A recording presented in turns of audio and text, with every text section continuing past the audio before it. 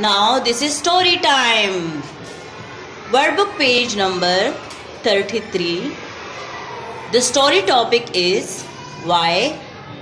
The sound of Y. Yo. Yo. We write capital Y on upper three line 1, 2, 3 and small y we write last three lines 2, 3, 4. Fahad is playing with a toy yacht, yo-yo and yak.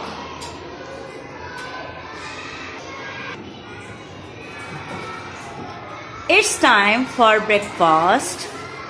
He washes his hand. His mother has cooked a yum and an egg with yolk. He likes to eat yogurt. He recites dua before eating. Bismillah wa ala barakatillah.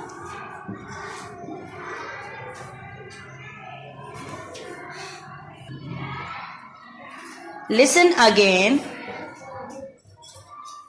Fahad is playing with a toy yacht, yo-yo and yak. It's time for breakfast. He washes his hands. His mother has cooked a yum and an egg with yolk. He likes to eat yogurt. He recites dua before eating. Bismillah wa ala barakatillah.